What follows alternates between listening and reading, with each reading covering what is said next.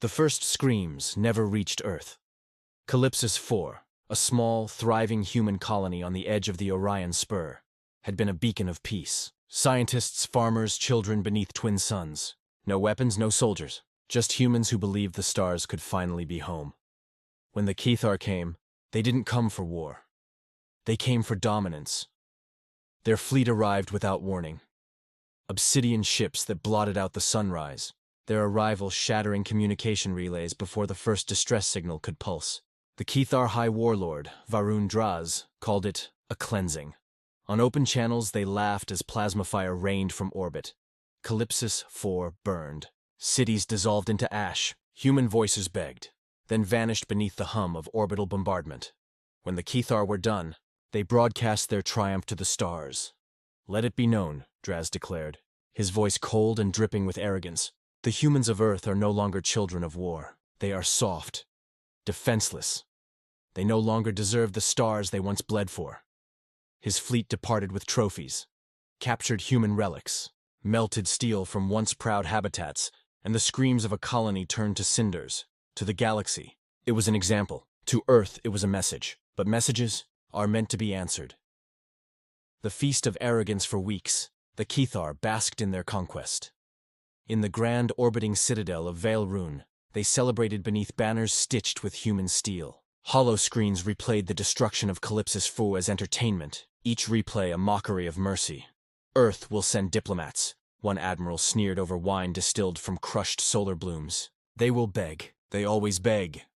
"Perhaps we'll make them pay tribute," another added. "Their colonies, their science, their sentimentality. They think peace is strength," Varun Draz smiled, his fangs glinting in the low light. "Then we shall teach them what the galaxy already knows. Mercy is weakness." The laughter that followed echoed through their halls, like a death knell waiting to be answered, and across the stars, in silence, so deep it seemed eternal, Earth listened, not through open declarations or broadcasts, but through the quiet hum of black satellites hidden in shadow, through the encrypted whispers of surviving scouts. Humanity's eyes saw everything, and in the silence that followed Calypsis 4, the machines of vengeance began to wake. The silence before the storm. When Earth responds, it does not announce itself. No grand speeches. No fleets paraded through jump gates. No heroic declarations to the galaxy. Only silence, vast, cold, and deliberate. In that silence, the Earth Defense Network stirred to life. Forgotten orbital foundries flickered awake beneath the moon's far side. Automated shipyards long thought decommissioned began forging hulls of matte black titanium. Vessels without registration, without insignia, without mercy, on Mars. Bunkers that hadn't opened since the last expansion pulsed with life again. Commanders walked through corridors lined with ghosted flags and silent memories. They spoke little. They only whispered one phrase: "Activate Protocol Revenant." Across the colonies, data erased itself. Records vanished. Civilian channels went dark. The galaxy thought Earth had retreated into mourning. They were wrong. Human fleets did not move in formation this time. There were no massive dreadnought parades to herald their return. Instead, something colder emerged. Invisible ships that slipped between sensor grids, using black hole reflections and silent warp drives. They didn't announce war. They became it. The shadows strike first, the first Cathar. Fleet to vanish did so near the Nibar Rift. Their last transmission was laughter. A drunken broadcast during a victory parade, through human trading routes. Then silence. A salvage vessel found the remains weeks later. No hull breaches. No explosions. Just ships hollowed. The crews had vanished. Their systems offline, controls fused. Like something had walked through metal itself and turned life into absence. "Pirates," the Cathar command said. "Coincidence." Then a second fleet disappeared. Then a third. On the edge of the Vale Nebula, orbital cameras caught something before static consumed them. Dark shapes cutting through Cathar battleships, moving faster than any known drive signature. No emissions, no trails. Only one clear frame survived. A symbol burned into a drifting fragment of Cathar hull, a single blade, curved and silver, crossing a human star. Earth's return, the Cathar High Council demanded answers. They sent out reconnaissance squadrons, mercenaries, even bounty fleets. None returned. Then, in the fourth cycle of their search, something appeared above their homeworld. A ship, massive, black as the void, hanging silently in orbit. Its surface shimmered with strange, shifting panels that reflected neither light nor shadow. It bore no name, no call sign, no known signature. It just was. The Kethar defense grid opened fire. Planetary cannons, orbital beams, thousands of energy rounds, all hurled at the void. Nothing hit. Every shot bent away, dissipating into static. Then came the transmission. A human voice. Calm. Hollow. Ancient. "This is Earth Command. You took a colony that raised no weapons against you. You killed our children. You believed us defenseless." A pause. Long, cold, deliberate. "Now you will learn what lives in our shadows." Then the sky split open. Blades and shadows. From every corner of the system. They emerged. Black ships, each shaped like razors drawn across the stars.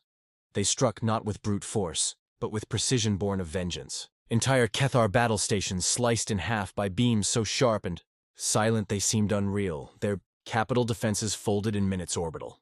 Shields flickered and died as nanite plagues infected systems faster than any countermeasure could adapt. Every Kethar ship that powered its reactor found it detonating from within, their own energy turning against them.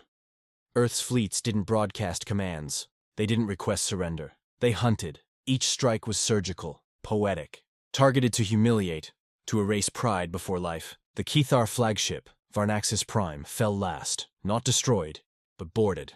When it was found drifting later, its hull bore marks of something terrible. Clawed gouges, melted corridors, every officer dead from within their armor. And on the bridge, one sentence burned into the metal in Terran standard. Calypsis remembered.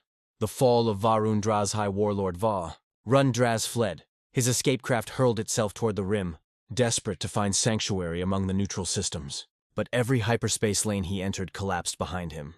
Every relay, every beacon, gone. It was as if the universe itself had turned off the lights. When his craft finally emerged near the dark moon of Kar Tol, he found them waiting. 6 human ships. Black. Silent. They didn't hail. They didn't fire immediately. They surrounded him, their silhouettes blotting the stars. Then a message appeared on his screen. Just text. Pulsing once. "You called us defenseless." The next line blinked slowly. "We adapted." And then the human ships opened fire. Not with plasma or missiles, but with light so condensed it carved through dimensions. His ship disintegrated before he could scream. His ashes joined the void he once ruled. Retribution echoes. When the last Kethar fleet fell, there was no broadcast of victory. No human anthem. No declaration to the galaxy, only silence. Across hundreds of systems, Kethar colonies flickered offline one by one. No invasion. No occupation, just nothing. Their names were erased from maps. Their signals ceased. Their stars grew quiet. And in that quiet, whispers began. On fringe worlds, traders spoke of seeing ghost fleets, ships with no emissions, gliding through nebulae like hunting phantoms. On diplomatic channels, ambassadors of other races spoke in hushed tones. Earth has awakened. They have weapons older than we knew. They were never peaceful, only patient. Some said the human fleets vanished again afterward, returned to their shadows, their existence erased. Others claimed they were still out there, watching, waiting for the next fool to mistake silence for weakness. But one thing every species learned, burned into the collective memory of the galaxy, was this: never strike at Earth and expect to survive the echo. The aftermath of fire months later, when the Galactic Council convened to discuss the Kethar extinction, no human representative attended. Their seat, an empty obsidian chair, engraved with the insignia of Earth, remained untouched. When the Council attempted to send envoys, none returned. Their probes found only debris fields near Sol's borders, with one warning pulse repeating endlessly across every channel. Do not enter Terran space. The dead still guard it.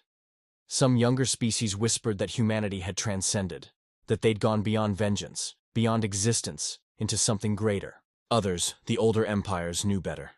Humanity hadn't vanished. They were waiting. In every quiet sector, in every unexplored shadow between stars, there lingered that same oppressive stillness, as if unseen blades hung in the dark, ready to fall again at the faintest hint of threat. The whisper of fear generations passed. The Kethar name faded into myth, but every now and then, a ship wandering too close to Sol would pick up something faint, an encrypted human signal, pulsing once every few minutes. Most dismissed it as static, but those who listened closely heard words. Buried in the noise, a whisper. We were born in the dark.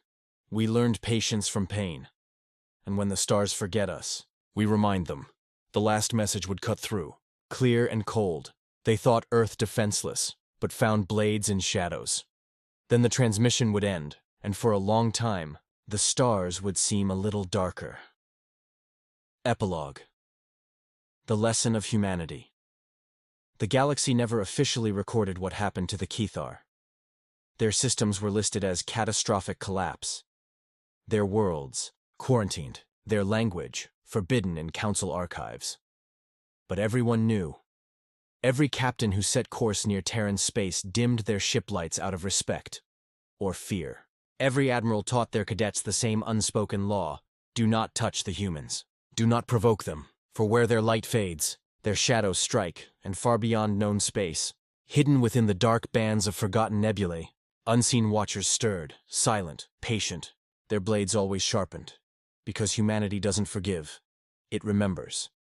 And when their vengeance comes, it does not roar, it whispers through the dark, cold, surgical, unstoppable. They thought Earth defenseless. They forgot what hides in the dark between the stars, and when they remembered, it was already too late.